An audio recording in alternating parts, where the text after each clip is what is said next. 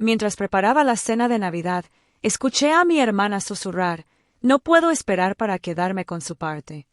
Mamá se rió justo después de que ella pagara los 57,000 pesos por la renovación.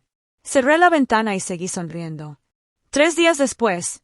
Hola, antes de empezar, he notado que el canal está perdiendo un poco de fuerza y suscribirse es la mejor manera de apoyarnos. Es rápido, gratis y realmente ayuda a crecer esta increíble comunidad. Comencemos la historia. Yo, de 28 años, estaba en la cocina, poniendo una capa de glaseado de canela sobre el jamón cuando las escuché a través de la ventana. El suave crujido de las tablas del piso, el ligero frío del aire de diciembre colándose por la grieta del cristal, y luego la voz de mi hermana. No puedo esperar para quedarme con su parte. Hubo una pausa, una inhalación brusca, como si estuviera conteniendo una risa. Luego siguió la voz de mamá, baja y divertida. Justo después de que pague los 57,000 pesos por la renovación. Me quedé inmóvil con el pincel en la mano. Mi mano tembló ligeramente, pero coloqué la sartén con cuidado sobre el mostrador. No sabían que yo estaba en la cocina, y mucho menos que la pequeña ventana junto a la despensa estaba abierta solo un poco, justo lo suficiente para llevar el sonido desde el porche trasero. No dije nada. No marché afuera y las confronté. No pregunté por qué hablaban de mi parte de la casa, la que casi destruyó renovando. En cambio, alcancé y cerré la ventana lenta y silenciosamente. Y entonces sonreí, porque ellas no sabían lo que yo sabía. La cena de Navidad iba a ser perfecta, justo como lo planeé. No por el árbol iluminado en la sala o por los anillos de servilletas que había elegido semanas antes. Iba a ser perfecta porque sería la última vez que pensarían que tenían la ventaja. Permítame explicar cómo llegamos aquí. Hace 3 años, mi padre murió inesperadamente. No era rico, pero tenía un buen patrimonio, una casa de 3 habitaciones estilo artesanal que él y yo habíamos estado arreglando poco a poco a lo largo de los años. Yo era la que pasaba los fines de semana reemplazando pisos, aprendiendo plomería de videos de YouTube y pintando cada habitación mientras él supervisaba con una taza de café negro en la mano. Mi hermana ella nunca apareció, ni una sola vez. Se mudó a otro estado para la universidad, rebotó entre unos cuantos trabajos y regresó con un título en relaciones públicas y un prometido que me trataba como a la sirvienta. Ella y mamá siempre tuvieron una relación diferente, un equipo realmente. Papá solía llamar a eso la alianza. Cuando él falleció, la casa todavía estaba a su nombre. Aunque el testamento establecía que la casa pasaría conjuntamente a sus 2 hijas, yo y ella. Pero había un detalle. Cualquier deuda pendiente o mejoras realizadas en la propiedad tenían que ser tenidas en cuenta antes de que cualquiera de las partes pudiera reclamar su parte. Tenía toda la documentación, cada recibo, cada foto de mi raspando moho de las paredes del sótano, de mi rehaciendo el techo en medio del calor del verano, de mi electrocutándome. Sí, electrocutándome porque la antigua caja de fusibles no cumplía con el código. Había acumulado casi 57,000 pesos en tarjetas de crédito, préstamos y trabajo duro. Mis manos estaban agrietadas. Mi espalda dolía, pero la casa estaba en pie orgullosamente gracias a mí. Sin embargo, después de que papá murió, mamá se mudó. Dijo que era temporal, que estaba de luto, y no tuve el corazón para rechazarla. Luego ella comenzó a aparecer más seguido. Había roto el compromiso, dijo que quería un nuevo comienzo. Trajo vino y esa mirada de superioridad que siempre llevaba cuando sabía algo que yo no. Pronto, yo era la tercera en discordia en mi propia casa.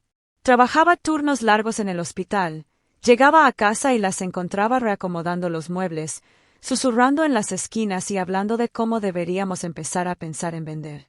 Nosotros, significando ellas, por supuesto. Pero lo dejé pasar. Sonreí, asentí y actué como si estuviera demasiado cansada para notar, porque lo que ellas no sabían era que ya había presentado una petición legal 2 meses antes.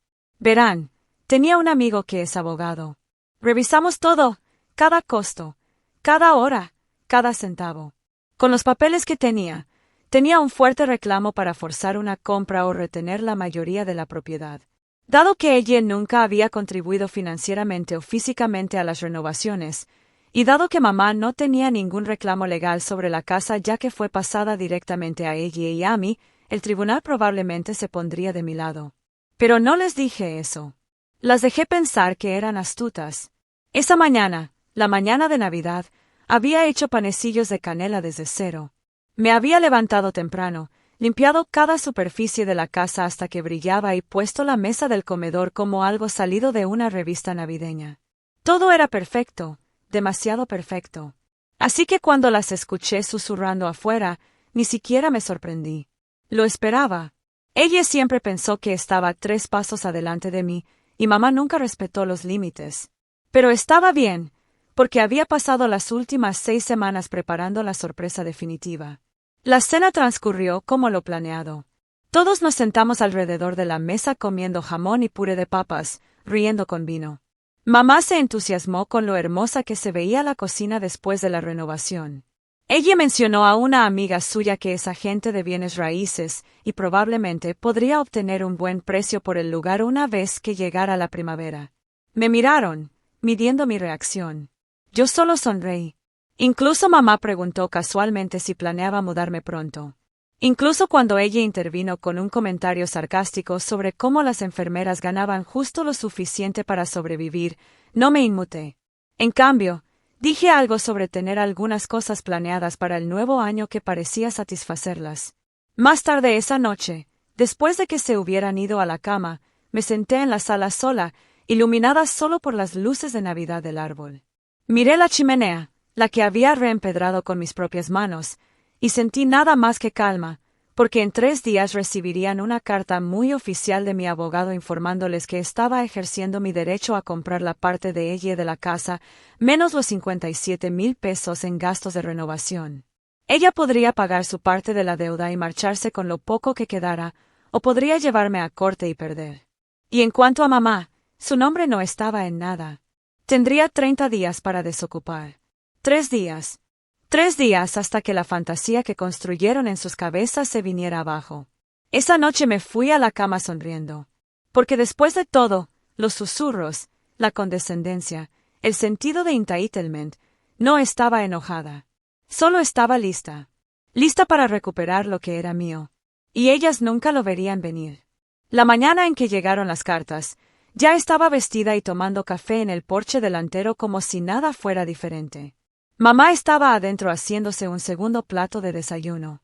Ella estaba desplazándose en su teléfono en la isla de la cocina, luciendo completamente imperturbable, todavía con una de mis viejas sudaderas de la universidad, como si fuera dueña del lugar. El camión de correo llegó exactamente a las 10 de la mañana.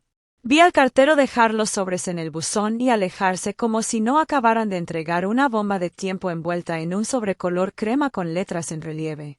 Les di 5 minutos, justo el tiempo suficiente para que mamá revisara el correo, para que ella mirara por encima de su hombro, y para que ambas se dieran cuenta de lo que había llegado a sus manos. Escuché la puerta abrirse detrás de mí, rápido y descuidadamente. ¿Qué diablos es esto? La voz de ella cortó el aire invernal como un cuchillo. No levanté la vista de mi café. Parece una carta. Ella arrojó el sobre la mesa del patio. ¿Ahora estás tratando de echarnos? La miré. Realmente la miré. Su rostro estaba enrojecido, la mandíbula tensa, los ojos abiertos como una niña que acaba de descubrir que Santa no era real y sus regalos eran todos de liquidación. Estoy ejerciendo mi derecho legal, dije calmadamente. Puedes impugnarlo, pero estaría lista para pagar tu parte de los 57,000 primero. Estás faroleando, dijo mamá, saliendo furiosa en sus pantuflas, la carta arrugada en su mano. Esta es nuestra casa.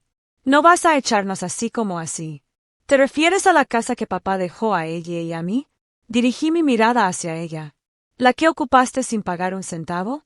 ¿La que dejaste que ella empezara a reclamar como suya mientras se reían de cómo nunca obtendría mi parte hasta que pagara las renovaciones? Ambas se quedaron en silencio. Ella intentó recomponerse. Era una broma. Claro que lo era, repliqué. Justo como la de que presumías de vender el lugar y dividir el dinero. ¿Crees que no te escuché a través de la ventana? Sus labios se abrieron, pero no salieron palabras. He pasado los últimos 3 años rompiéndome la espalda para hacer que esta casa sea habitable.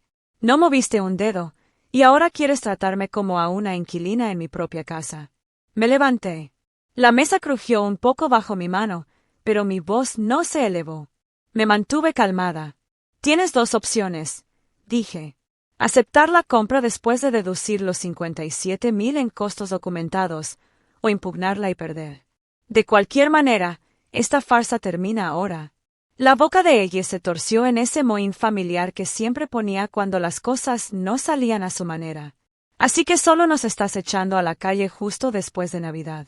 Puedes irte a quedarte con la tía Marche o rentar un lugar con los ahorros de los que estabas tan segura cuando se vendiera la casa.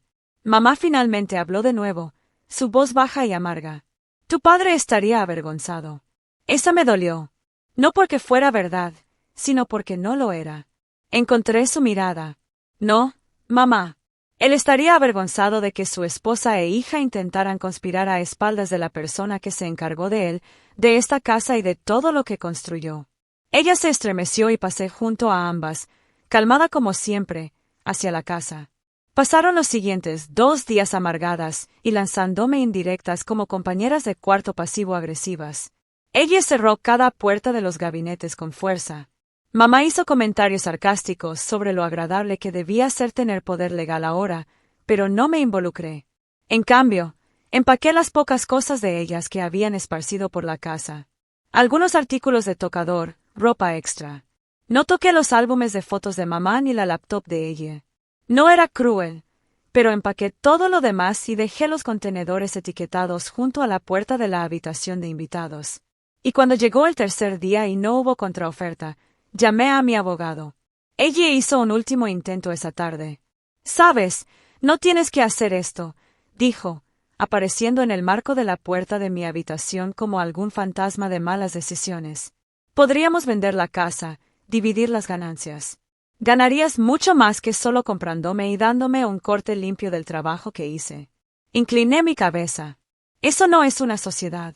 Eso es un robo. Nos perderás», dijo, su voz de repente temblorosa. «¿Es eso lo que quieres? ¿Estarás sola?» No respondí de inmediato porque sí, dolió. Dolió que mi propia madre me viera como prescindible. Que mi hermana me tratara como un peldaño. Que todo lo que había puesto en esta casa, cada nudillo agrietado, cada tutorial de YouTube a altas horas de la noche, cada dólar que no tenía, no significara nada para ellas a menos que pudieran beneficiarse. Pero no iba a dejar que eso me mantuviera prisionera. He estado sola en esta casa desde que papá murió. Finalmente dije, la diferencia es que ahora es pacífico. Ella se fue sin decir otra palabra. Una semana después se habían ido. Ella firmó los papeles bajo protesta pero tomó el cheque y se fue. Mamá no se despidió. Solo empacó sus cosas mientras yo estaba en el trabajo y dejó una sola nota en el mostrador. Espero que haya valido la pena. La enmarqué y la colgué en el sótano justo al lado de la nueva caja de interruptores que instalé con mis propias 2 manos. Esa primavera, terminé el jardín que papá siempre había soñado. Planté tomates, romero, albahaca y un pequeño árbol de limón en una maceta en el porche trasero. Pinté el columpio del porche de un azul cielo. Abrí todas las ventanas y dejé que la brisa soplara a través de una casa que finalmente se sentía como mía. Los amigos venían. Hacíamos asados. Reíamos. La casa estaba llena de calidez nuevamente. Y cada cierto tiempo, me paraba en la cocina justo al lado de esa pequeña ventana junto a la despensa y recordaba ese momento, ese susurro, no puedo esperar para quedarme con su parte. Y sonreía porque ellas pensaban que tenían la ventaja. Ellas olvidaron quién construyó los cimientos sobre los que estaban paradas. Y nunca lo vieron venir. No quemé el puente. Ellas lo hicieron. Solo me aseguré de que no pudieran cruzar de nuevo una vez que me alejé.